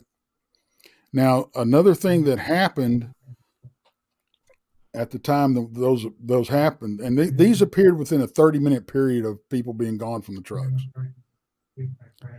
These, there was a bear-proof Yeti cooler in the back of the other truck that had been opened, and water and ice had been scooped out, like somebody or something had scooped it out, drank it, and spilled it all over the tailgate. There were pieces of ice. That's how fresh these were. There were pieces of ice still sitting on the tailgate. Nothing else was taken, and there was 2 handprints on the top of the other truck, like they had been leaning on the top of the cab, jumped up in the back of the truck, leaning on top of the cab, watching Ranger X and his Padawan walk up the trail and go look for me. This happened, and I can tell you exactly when this happened. This happened when I was doing a live show from Brown Springs Cemetery, and my phone went dead. And they came up looking for me. Another odd thing, and DA, maybe you can explain this. I can't. When you're up there, you can hear the highway noise from 35, which is a couple of miles away. Okay. These cats were 200 yards away from me. And I'm a loud kind of guy, believe it or not. My voice tends to carry because my wife is always going, shut up, everybody can hear you. So I'm hollering at them, trying to get a location on them because I know they're on their way up so they can locate me. So I start doing whoops real, real loud. I mean, at the top of my lungs. They never heard me until we could see each other. We could not hear each other. Bizarre. There are places that are just acoustic dead zones. There's a place, and I want to say it's in Tulsa. It's either in Tulsa or Oklahoma City. I'd have to look it up. But supposedly you can stand in the middle of this circle and nobody outside of that circle can hear you. Just weird acoustic anomalies. That could be the case, or it could be something even more bizarre. I mean, the Brown Springs area that whole area down there has got some bad mojo to it. There's cemeteries down there. There are unmarked graves down there. There have been death down there. All kinds of occult activity down there. Escaped tigers from that ranch. If there's something freaking weird happening in Oklahoma, it's happened in that area. So yeah, it's hard to say with any degree of certainty on why you couldn't hear each other, but it could be some sort of weird acoustic anomaly like that. I can't remember what they think they call it the center of the universe or something like that. That spot that's in, I believe it's in Tulsa. I'd have to double check. If my wife was listening, she could tell me. But you can stand inside this circle they've drawn on the ground, and you can yell, and people 5 feet away will not hear you. And Big Texas, which is in the chat, Nicholas from Spaced Out Radio, was on that trip. No, he wasn't on that trip. He was on a trip after that. It was his truck that the big handprint and the pea stain was beside, and he's the one that's got that handprint in a. We pulled it with. I remarkably had some clear packing tape with me, and I pulled the print with that. Now I had to use several strips, but I was more interested in getting, not the print in as a whole, just getting it off. But he's got that in a plastic bag. He says he heard something in that damn swamp walking around there last time he was up there. I'm trying to pick out some questions. Hello, Anita Collier. Anita Collier is in chat, folks. If you want to know anything about the Alabama Bigfoot Conference, she is the one hosting that thing. She is putting it together. She does that shit all on her own for the most part, and does a great job. Had a great time last year. This year's going to be even better. Yeah, we're looking forward to it. Doing this, but I'm going through here looking for comments or questions. Dr. Sharp says, Tex, I think you need a bigger gun. You just might. Paul Dean, did you do that again? Or is that the first one? That's the first one. Oh, okay. Anelia sent another one this time too. Well, thank you. I'm sorry I'm scrolling through and I'm missing. I'm trying to carry on the conversation. So thank you all so much. It means a whole lot. That's going to allow us to bring you more stuff like what I just showed you. And I am very, very excited about that. And I did not mean to make the show about that. But DA, I wasn't sure if you'd seen those or not. And I knew you'd want to. Those are fantastic prints. That's some of the best collected evidence that I've seen in a while. Just absolutely fantastic. Next time, should that happen again, and I really hope it does, the next time also get like those DNA collection kits like you do for Ancestry.com and swab that oil. Will do. Because certain DNA can be extracted from oils in your skin. If you can collect several.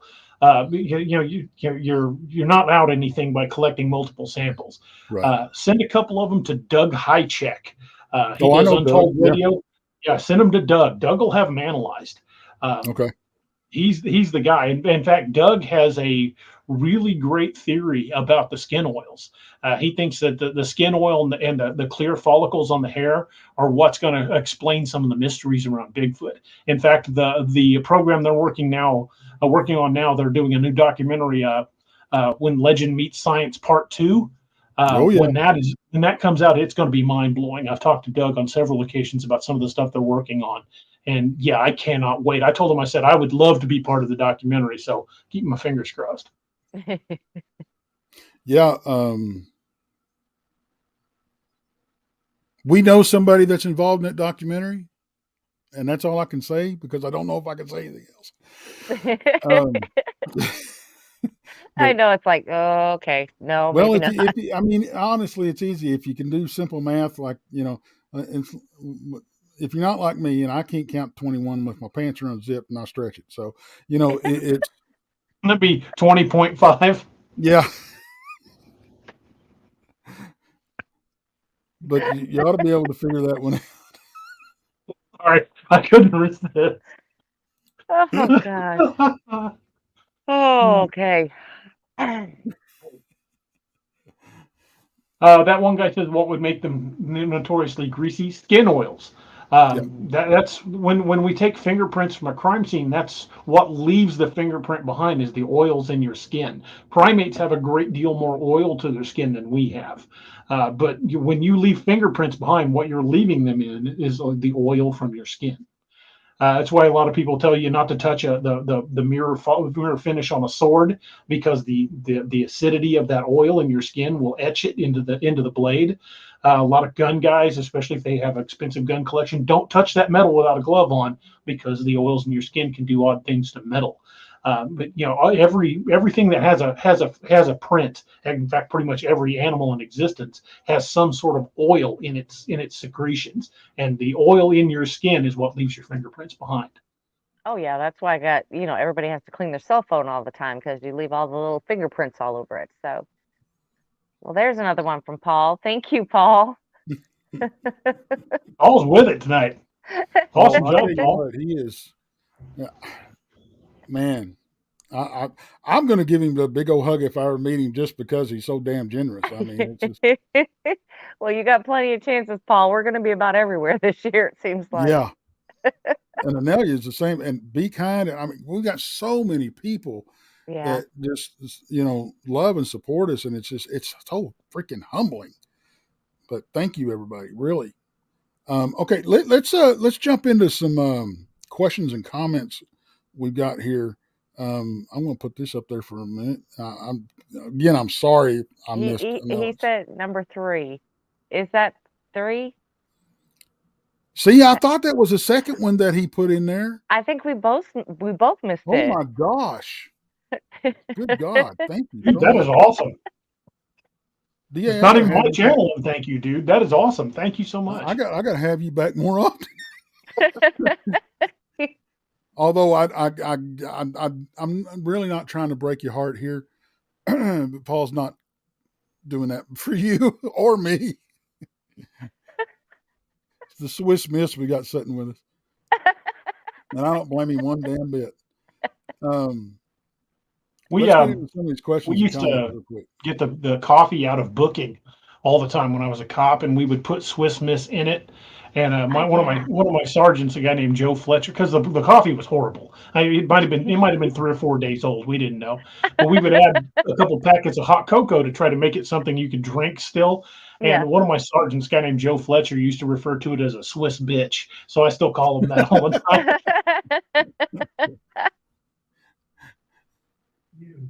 Well, if Krista was here, she would probably say that was more along the lines of the truth, but I'm not going to say that.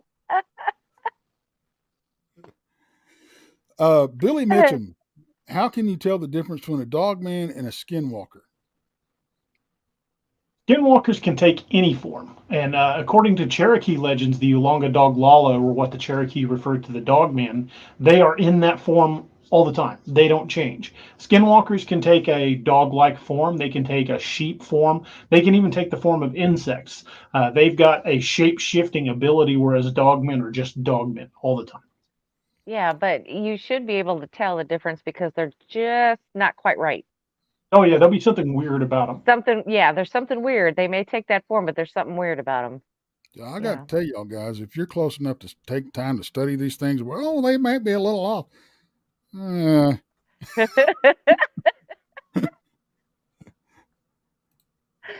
see, Maggie M10, there are reports of white yowies here in Australia as well. Wow. And that goes. Oh man, we had a fantastic interview. With Sarah. My gosh, with your twin. Yeah. Good God, Yowie Central. Oh my gosh, she's got it going on.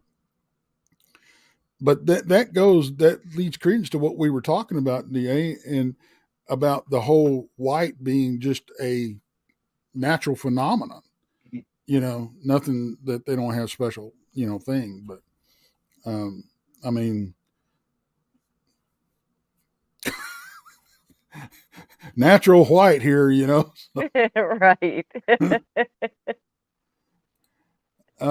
Big Texas. Nick, I'm so glad to see you back, brother. I was so worried about you. The rewind. The Lake Worth monster was white.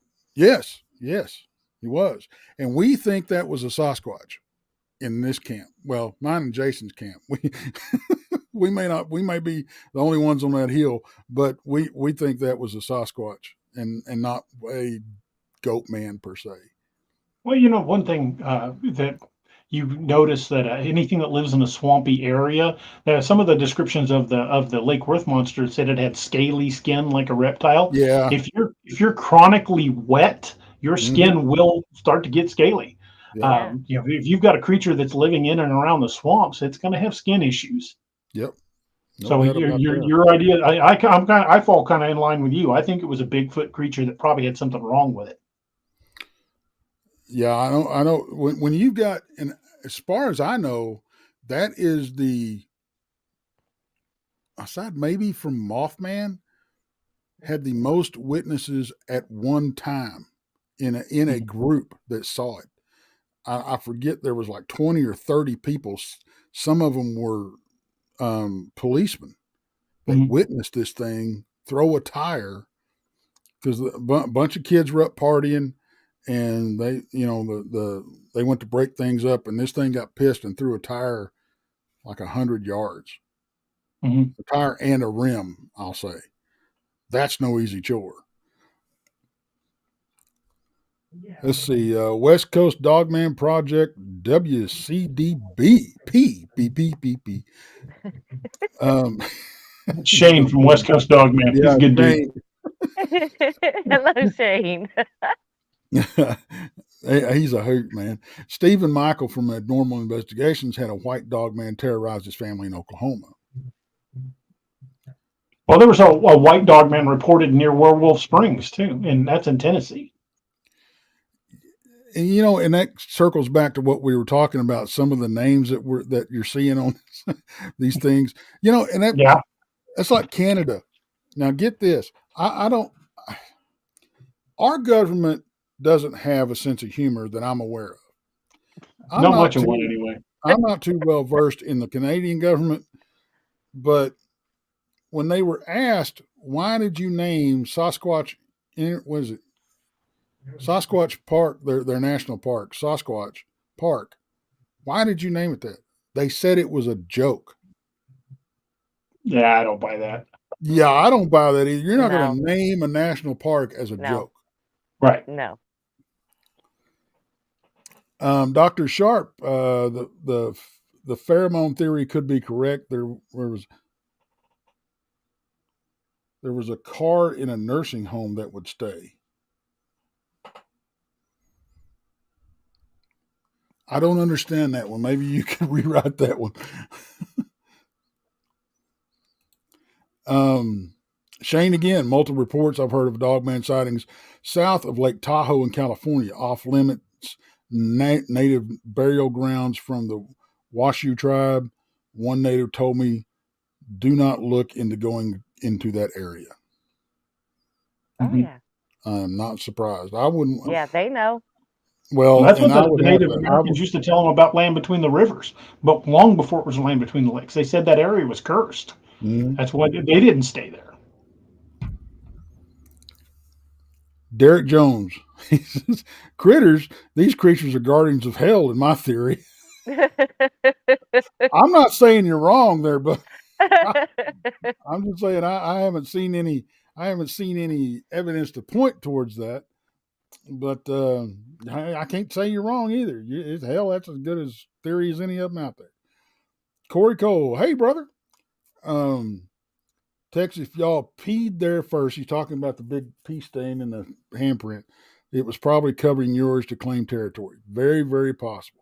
Possible. Yes. That was our kind of our assumption as well. Pretty good theory. I mean, I would say that would Yeah. wholly to I know bad pun, but I'd say that theory holds water. Yeah. There you go. I guarantee it was holding water better than I was that night. Nobody was holding water. Nobody.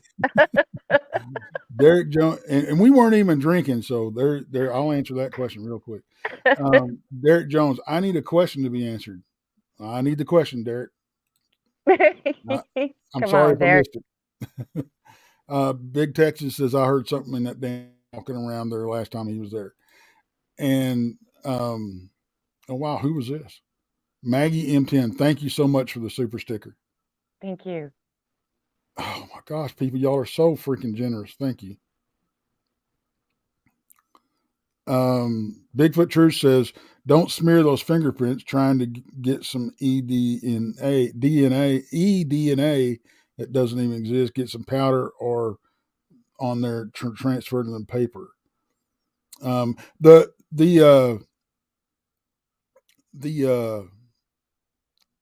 clear the tape that I used seemed to work pretty well. I was afraid that it was going to really stick to the vehicle, but with that much dust on the vehicle, it really didn't. We've got some stuff that we're going to do in hopes that does happen again the next trip out. Before we go into the area, we're going to take all the vehicles to the car wash and document all that.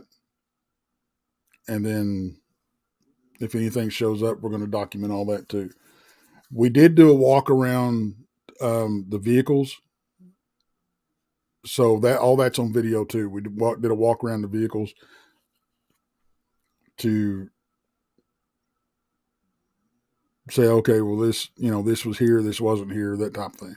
So we did manage to do that. I don't know how much weight it holds, but whatever.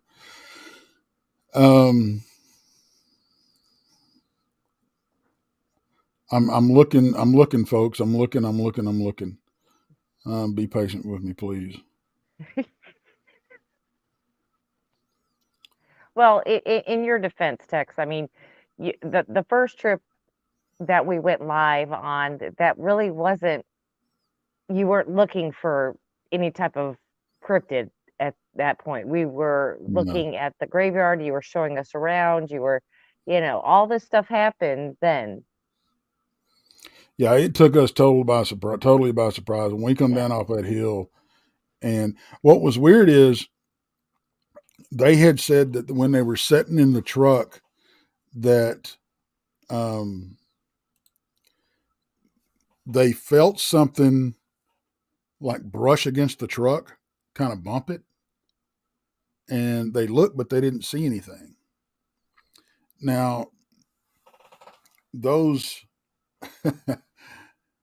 kind of things happen in that area. I mean, it's just weird crap happens, man. That's just how it is.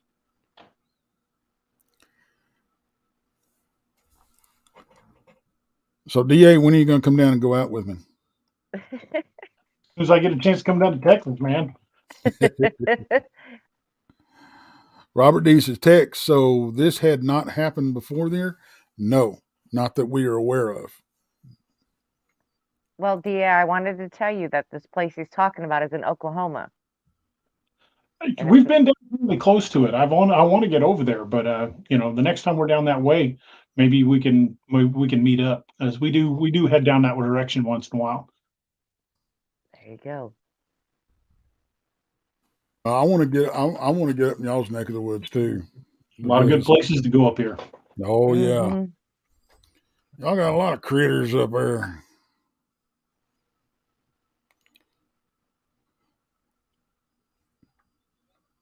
So,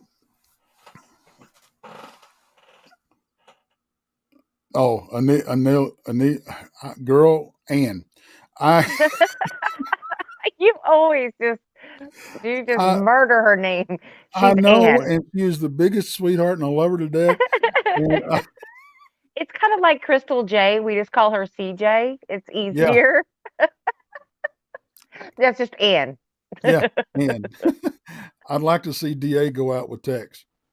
Well, I don't Anella. I'll even hold his hand. We'll loop arms and everything. yeah, He'd I'm but too spelled it fat to out for skip you.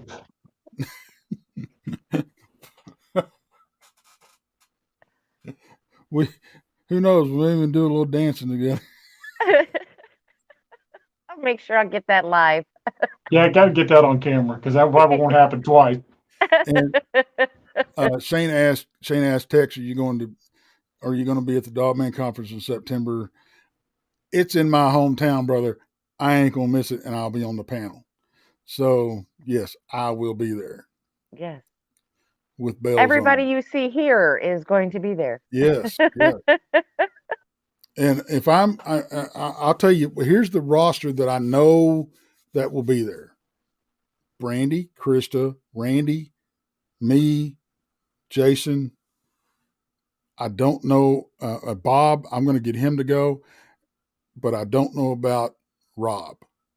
Depends if he can get down here or not. So we'll have to see. So almost everybody on the porch. Yeah, pretty much the whole crew.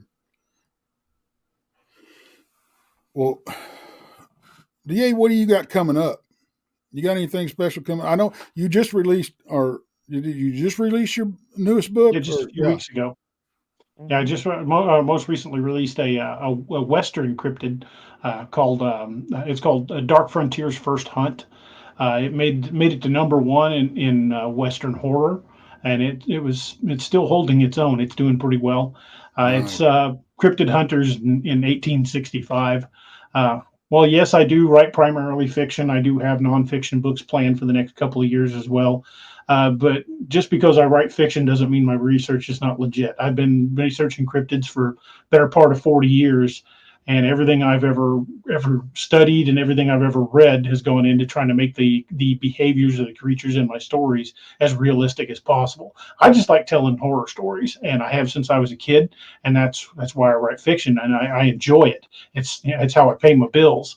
But it also helps finance my cryptid side as well. So it kind of goes hand in hand.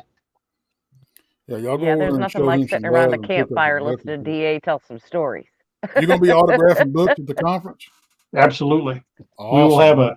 We'll be bringing a trailer load of them, so we should have plenty of books. I already have some. Well, I am going to wait and get mine so I can get them autographed. Not a problem, man. I'll be happy Yeah. to do it. You better be, damn it. And don't forget about the Alabama Bigfoot Conference, June 9th and 10th. Oh yeah, What's the damn name? Aniston. Aniston. You'd Yes. think I could remember that Jennifer Aniston, but I don't have a big crush on her as Bob does. Bob is absolutely fanboy over her, but Oh yeah, no. Yeah, that's Aniston, and 9th and 10th of June. So if you can get there, get there. That'll be a fun one. And yeah, I know that Blondes and Booze will be in Gatlinburg, and for that conference, and we're all going to Texas. I'm going to post the link again in the chat for the okay, Eventbrite for the Dogman conference. awesome. Thank you. VIP tickets are still available. It's going to be a 3-day event. Friday will be the VIP meet and greet where everybody can hang out and come talk to people more on kind of a one-on-one basis. But the Dogman conference itself will be Saturday and Sunday. Well, DA, when's your next show? Wednesday night. Wednesday night at 8 Central. We broadcast every Wednesday and Saturday at 8 p.m. Central. Mm-hmm. I was kind of thinking that we were butting heads on that on Wednesday. We got to figure something out. Yeah, we'll get it. I don't view anybody as a competition. I mean, No, but I don't like stepping on people's toes either. It is what it is. Just because somebody's doing a show on Wednesday doesn't mean someone else can. I mean, there's there's a ton of people out there that want to watch shows like this, and just because they watch one live, don't mean they won't come back and catch the other one later.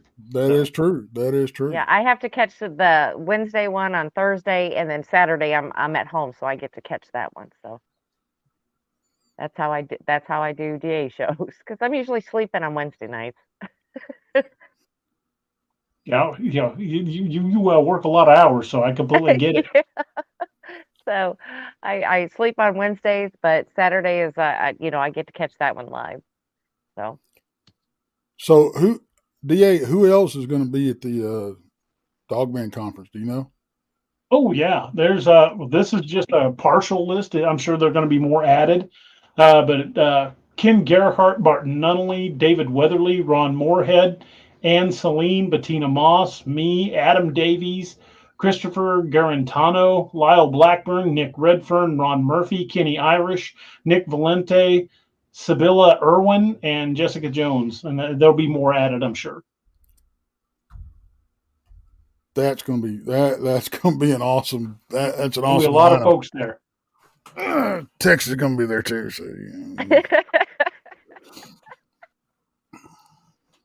He didn't mention me, but yeah, I'm just going to be in the background with signs. So when each of you get up, I'm just going to start chanting your name and raising a sign like you're at a rock concert. Okay.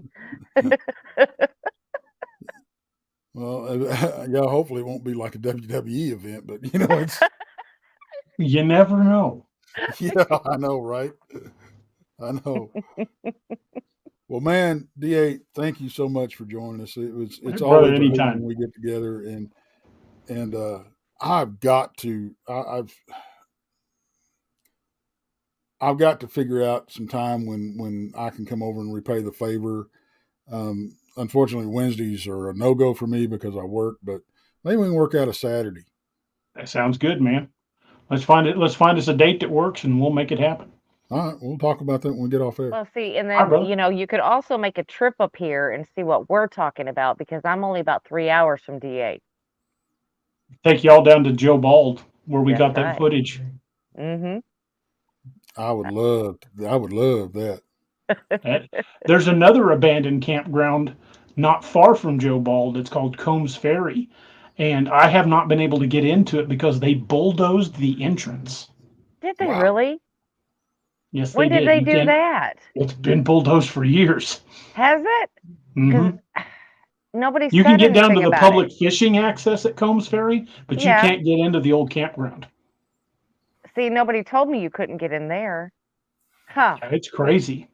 That's interesting. And I know guys that are patrol deputies in that county, and even they don't know why they bulldozed it.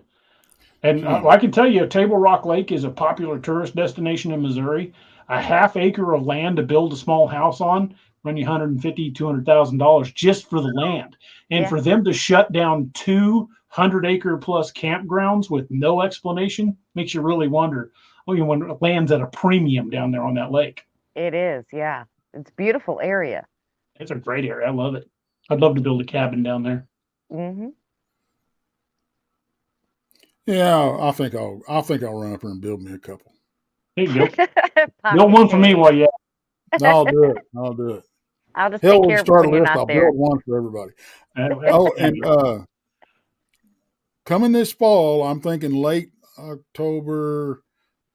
It's too close to Halloween. Probably in November, we're going to do an open expedition and fish fry. So in Brown Springs, Oklahoma. Yeah. So more details will be coming for that. So y'all be watching and listening for that one.